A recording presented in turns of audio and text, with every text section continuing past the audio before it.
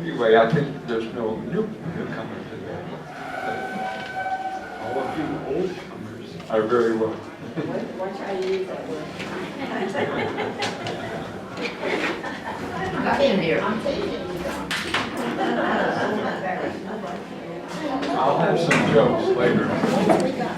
Okay, and Eloise, would you mind closing the door for me? Or at least almost? Okay, in this class, we will quickly review our previous Sunday's topic, which was the soul box, a method of keeping in touch with God and with the kingdom of heaven. And then we're going to hear a report from Eloise on her recent visit to John Wesley's chapel and the Methodist Hall in London.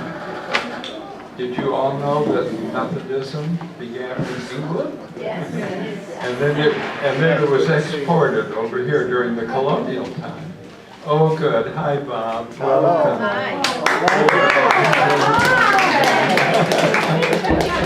Oh, it's so good to have Bob I back.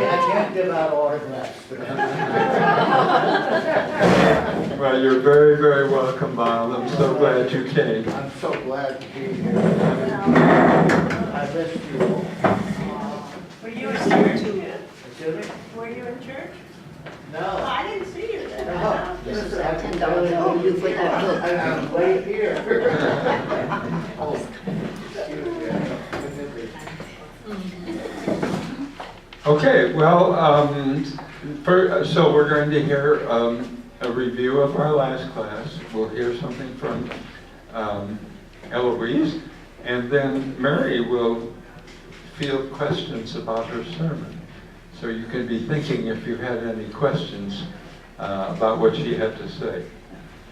And Mary has a few words to say right this instant about my book, Finding Heaven. Well, many of you had asked about it, and as you know, we had reprints made, and we had them the last time. I brought a few today. If you still want to buy one and didn't get one before, they're $10, which is our cost. The printer, as we said before, is a great illustration for all of you who want to do a book. We just called on the telephone to order 25 more copies. It was $225, and we had them in less than a week, mailed to us. Yeah, modern technology. Yes, it is wonderful, but the books are down there, and if any of you want any, just see me afterwards. Oh, right here. Okay, well, we're going to review the topic in the last class, and it's looking, we've been studying, as Mary said in her sermon, different ways to get in touch with God. God is always accessible to us, but throughout the world there are people who have different ways of keeping in touch with God, and even here in the United States, even in our church. Anyway, the one that I featured last class was the soul box. And before I do that, I just want to review a chapter from the Bible, Romans 8:26-28. This is Paul writing to the Romans. Likewise, the Spirit helps us in our weakness, for we do not know how to pray as we ought. But that very Spirit intercedes with sighs too deep for words. And God, who searches the heart, knows what is the mind of the Spirit. We know all things work together for good for those who love God. Okay, maybe you remember the picture of the soul box. It's kind of like a small cabinet that you can just put on a table, and it has two doors in front that open up, and it has a top where you can put a flower pot if you wish to. And then there are 6 compartments. 1, 2, 3, 4, 5, 6. And in each one of those compartments, you place something that is going to help you with your meditation experience. And these were some of the ones that we discussed. A flower pot, which helps us think of God's creativity. A rock, God's solidity, permanence, and strength. A compass, which helps us know the direction to go in when we follow Jesus and follow the teachings of Jesus. As Christians, we are to follow a certain path, and the compass helps us to remember that. And there's incense, which can, if we breathe the kind of incense that we like to breathe, it can awaken our spirit within us. There's a wish box where we can write a wish pad. You write what you would wish for. You fold it up, put it in the wish box, and you pray that somehow God can help you with your wishes. And then there's a purgation pad. This is where you write out all the things that are bothering you, that you're annoyed with, or that you're angry about, or that you're in distress about. All those negative feelings. And then you put those in the compartment, and you tear them up. Probably it's better just to tear them up. Then there's a launch or action pad where you can write down what you think you ought to do to live a straight life. You can have a picture of yourself when you were young. Those of you, Mary and I told you that when we help people write their life stories, we suggest that they have a picture of themselves in the front of the book, either on the cover or right inside. And they all have to decide which picture they are going to put. Are you going to put a picture when you were a small child, or when you were a teenager, or when you were at your best in your 20s, or what you look like right now? The suggestion given here is to put a picture when you were young, and when you were innocent, and when you were enthusiastic and full of life. And I noticed that those of you who attended the memorial service for one of our class members, Doug McInnes, yesterday, do you know what he chose to be on his picture? It was a picture of him as a little boy. Yeah.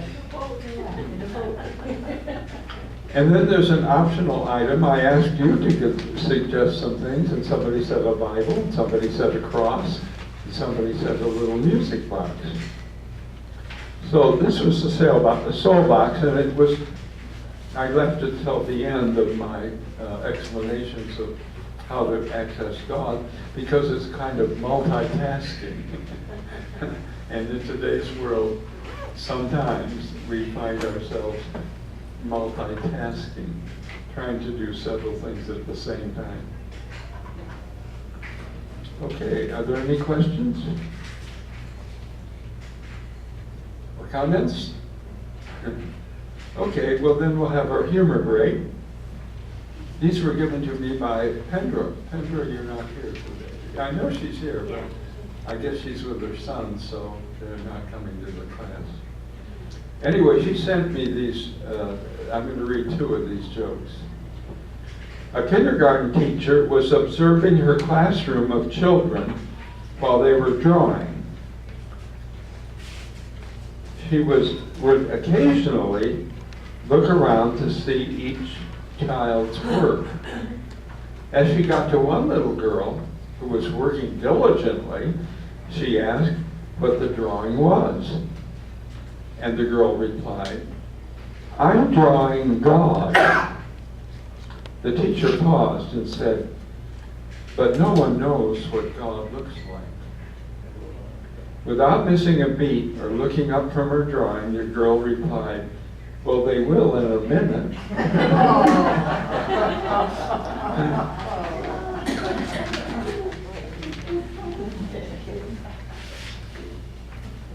It is true that it's difficult, isn't it, to depict God. The comic strips I was showing us an old man with white hair and a big white beard and a big robe. And Michelangelo painted in the Sistine Chapel one of the most famous pictures of God, reaching out with his finger to touch Adam, the first human being. Anyway, it's a picture of an elderly man who looks very wise. But we really can't do that. We can't know what God looks like. Maybe we could say that God can look anyway. Okay, here's the next joke. This is the one that Pendra liked the most. The children are lined up in the cafeteria of the Catholic elementary school for lunch. At the head of the table was a large pile of apples. The nun made a note and posted it on the apple tray. Take only one. God is watching. Moving further along the lunch line, at the other end of the table was a large pile of chocolate chip cookies. And the child had written a note. Take all you want. God is watching the apples.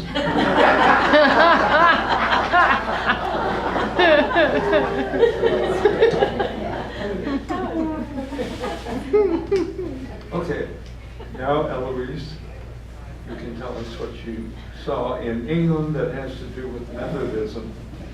You want to sit over here? Where would you like to?